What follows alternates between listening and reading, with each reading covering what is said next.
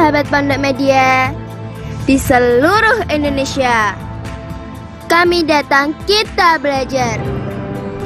Jangan lupa subscribe, klik tombol lonceng, like, comment, and share ya, agar kalian dapat update video terbaru dari kami. Assalamualaikum warahmatullahi wabarakatuh. Selamat pagi, selamat siang, selamat sore, selamat malam anak-anak Indonesia yang hebat. Selamat berjumpa kembali dengan Pondok Media. Pondok Media datang, belajar menjadi senang.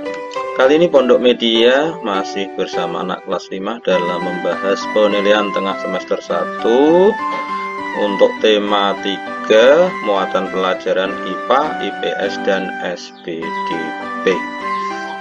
Baik anak-anak, sebelum kita mulai jangan lupa subscribe dulu.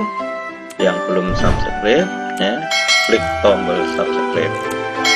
Terima kasih. Baik anak-anak, langsung kita ke materinya. Berikut ini yang termasuk fungsi dari sistem pencernaan pada manusia dan hewan adalah mana ini yang merupakan fungsi dari sistem pencernaan manusia maupun hewan. Apakah mengedarkan oksigen? Tentu bukannya, ini darah ya. Membantu sirkulasi udara dalam tubuh? Juga tidak. Mengedarkan sari-sari makanan ke seluruh tubuh? Ini fungsi darah.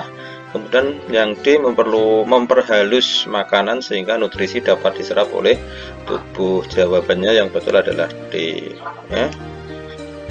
Nomor 2, berikut proses pencernaan yang menjadi ciri khas dari hewan ruminansia. Hewan ruminansia. Yang pertama, A, makan tidak langsung dicerna. B, proses mencerna makanan berlangsung sekali. C, proses mencerna makanan berlangsung 2 kali. D, makanan dicerna hingga lembut di rongga mulut. Yang tepat adalah seperti hewan ruminansia, contohnya apa? Sapi ya. Proses pencernaannya berlangsung 2 kali. Baik anak-anak, kita ke nomor 3. Kelompok hewan berikut yang digolongkan ruminansia adalah sapi tadi ya. Saya berikan contohnya tadi sapi. Apakah yang lain kambing dan domba ya? Kita lihat pilihan yang lain. Ini ada ular, berarti tidak. Ular-ulat. Kambing, ini ada paus, berarti tidak ya. Kemudian ini itik ayam, tidak. Berarti jawabannya yang tepat adalah A ya. Kambing, sapi, dan domba. Lanjut ke nomor 4. Gigi yang berfungsi untuk mengunyah makanan. Ayo mesti tahu ini gigi apa anak-anak? Gigi geraham, jelas, tidak perlu kita ulas.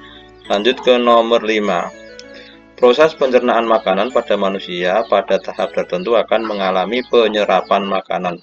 Tahap penyerapan makanan terjadi pada organ. Ini juga mudah Pak anak-anak. Usus, halus, penyerapan sari-sari makanan. Kalau anus ini mengeluarkan sisa-sisa ya. Dan mulut untuk memasukkan pertama kali. Kerongkongan adalah saluran dari mulut ke lambung. Dan nomor 6,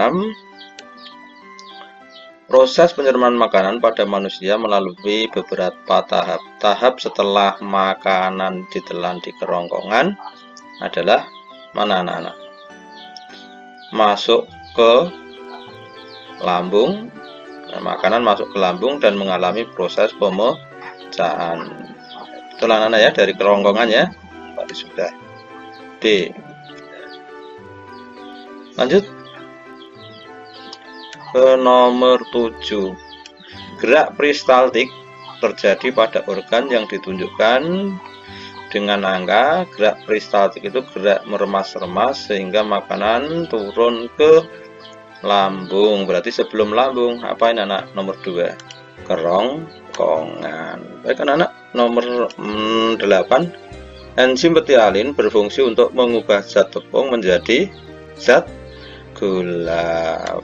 Betialin atau nama lainnya amilase.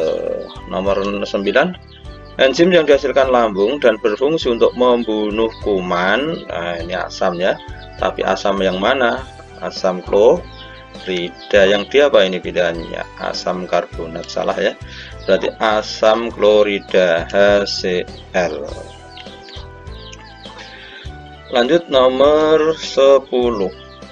Di bawah ini enzim yang terdapat pada pankreas kecuali, nah, enzim apa saja di dalam pankreas itu enzimnya adalah ATL amilase, tripsin, lipase. Berarti yang tidak adalah HCl ya. Untuk mengingat-ingat ATL amilase, tripsin, lipase. Nomor 11, kekurangan vitamin C dapat menyebabkan sakit. Mudah ini ya, sariawan. Nah, lanjut nomor 12. Konstipasi merupakan penyakit pencernaan yang disebabkan oleh kurang makanan yang mengandung serat. Ya. Lanjut anak-anak nomor 13. Nah, makanan yang sangat baik untuk kesehatan sistem pencernaan adalah makanan yang mengandung, nah ini tadi sudah ya, mengandung apa anak-anak? Serat tadi ya, ini dibolak-balik ini soalnya. Nomor 14 di bawah ini makanan yang mengandung serat. Nah sekarang contoh makanannya yang banyak mengandung serat adalah, nah, ini malah agar-agar ya, walaupun kelihatannya halus ya. Karena kita ke nomor 15. Dalam kehidupan manusia akan menjalin hubungan dengan lingkungan sekitar dalam berbagai keperluan. Keadaan ini membuktikan bahwa manusia telah melakukan yang namanya hubungan dengan manusia dengan sekitar. Dalam kehidupannya manusia akan menjalin hubungan dengan lingkungan sekitar dalam keperluan, dalam berbagai keperluan. Keadaan ini membuktikan bahwa manusia telah melakukan yang namanya ya, interaksi ya, hubungan dan interaksi ya, interaksi sosial. Baik, nomor 16. Interaksi sosial merupakan hal yang tidak dapat dihindari manusia. Dihindari karena manusia makhluk sosial. Ini udah ya. Baik anak-anak, kita ke nomor 17. Berikut salah satu contoh interaksi sosial, yaitu berkomunikasi dengan teman. Jelas ya, manusia dengan manusia itu yang sosial. Kalau hanya menonton TV itu bukan interaksi sosial ya, karena tidak langsung dengan manusia. 18. Dalam budidaya wortel, petani memberi pupuk agar hasil maksimal. Hal ini adalah contoh interaksi manusia dengan jelas lingkungan. 19. Semua aktivitas yang menggabungkan aspek sosial dan ekonomi yang dimaksudkan untuk meningkatkan taraf hidup atau kesejahteraan sosial disebut apa anak-anak? Pembangunan sosial aktivitasnya. Baik, nomor 20. Pembangunan sosial bertujuan untuk menghabiskan dana. Jelas salah ya, ini bukan tujuannya. Meningkatkan kesejahteraan sosial masyarakat. Nah ini tujuannya, meningkatkan kesejahteraan sosial masyarakat.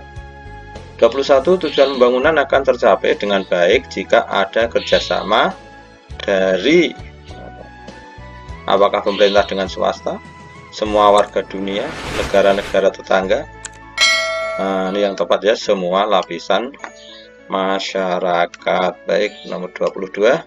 Contoh aktivitas masyarakat dalam upaya pembangunan sosial yaitu menonton televisi. Salah. Kegiatan ekonomi di pasar, aktivitas ya dalam pembangunan sosial. Membuang sampah sungai, membeli barang yang tidak digunakan. Yang tepat adalah kegiatan ekonomi di pasar. Baik, nomor 23. Pembangunan ekonomi merupakan hal yang penting untuk dilakukan. Pembangunan ekonomi lebih bersifat apa anak-anak? Kualitatif, produktif, persuasif, kuantitatif. Kuantitatif itu banyaknya ya. Kualitatif itu kualitas Berarti kalau pembangunan ekonomi itu tentunya yang bisa diperhitungkan, yang bisa diukur, yaitu bersifat kuantitatif. Nomor 24. Pelaku ekonomi: penjual nasi, tukang cukur rambut, dokter, penjual baju, penjual gas. Kegiatan ekonomi yang menjual jasa: penjual jasa, tukang cukur rambut, terus dokter. 2 dan 3 mana? B ya. 2 dan 3 B. Dan nomor 25, pembangunan sosial bertujuan memenuhi kebutuhan hidup manusia dari segi apa, anak-anak? Individu dan kelompok, material dan spiritual, ekonomi dan budaya, material dan individual. Pembangunan sosial bertujuan untuk memenuhi kebutuhan hidup manusia dari segi material dan spiritual, jasmani dan rohani. Nomor 26, kita harus memelihara kebudayaan kita sendiri karena anak-anak, budaya kita akan diambil oleh negara lain, bukan ini jawabannya ya. Budaya dapat menimbulkan konflik, budaya dapat menjadi identitas suatu bangsa, merusak nilai-nilai yang terkandung dalam masyarakat. Kita harus memelihara kebudayaan kita sendiri karena budaya dapat menjadi identitas suatu bangsa. Baik anak-anak, nomor 27. Ini masuk ke SPDP. Urutan nada dari nada yang rendah ke nada yang tinggi disebut, ini mudah apa anak-anak? Tangga nada. Nomor 28, lagu Mars Hidup Sehat memiliki tangga nada tentunya mayor ya, karena semangat. 29, salah satu contoh lagu yang memiliki tangga nada minor yang sedih, syukur, jelas. Nomor 30, berikut ini merupakan ciri-ciri lagu bertangga nada mayor, bersifat gembira. Baik anak-anak, di bawah ini merupakan salah satu alat musik ritmis, yaitu ritmis itu yang tidak ada solmisasinya, tidak ada tangga nadanya. Piano ada, seruling ada, gendang ya yang tidak ada gendang ya. Sasandu ada. Kemudian 32, alat yang digunakan sebagai media pementasan tari disebut, jelas properti tari, ini sudah sering keluar. Nomor 33, properti yang digunakan dalam tarian di bawah ini. Itu tari apa ini ya? Itu yang digunakan 3, cangkul dan tongkat, tidak, baju perang dan perisai, tidak, tongkat panjang dan bambu pendek. Ini bambu pendek ya. Ini ya, tongkat panjang dan bambu pendek. Nomor 34, gerakan pada tari gantar menggambarkan gerakan menanam padi. Nanti coba dicari tari gantar itu yang bagaimana ya anak. Nomor 35, tari reog. Pada tari reog dari daerah Ponorogo menggunakan properti tari berupa apa anak-anak? Topeng reog, jelas ya. Baik, kita lanjutkan ke nomor 36. Tari Kencet Papatai menceritakan tentang apa nih? Tokoh pahlawan Dayak Kenyah yang sedang berperang dengan musuh. Ini ya, pernah kita baca ya. Tari Kencet Papatai. 37, karya seni rupa daerah dipengaruhi oleh corak seni tradisionalnya sendiri. Betul sekali. Batik merupakan cara untuk memberi hiasan pada kain dengan menutupi bagian-bagian tertentu dengan menggunakan lilin atau malam. Dalam itu alat-alat yang digunakan untuk membatik, itu adalah lilin atau malam. Perhatikan gambar Gambar tersebut motif batik khas dari daerah ini Megamendung ya, dari daerah Cirebon, Megamendung. Kemudian yang terakhir nomor 40, pembuatan motif pada kain dengan cara mengikat sebagian kain kemudian dicelupkan ke dalam larutan pewarna disebut teknik celup ikat, yaitu dicelup dengan ikatan kain. Ini dicelup, nah, mengikat, ini kata kuncinya. Demikian anak-anak, mohon maaf jika ada kesalahan, kekurangan, mohon yang belum subscribe, silahkan subscribe dulu. Terima kasih. Saya cukupkan sekian, bila itu wal hidayah. Wassalamualaikum warahmatullahi wabarakatuh.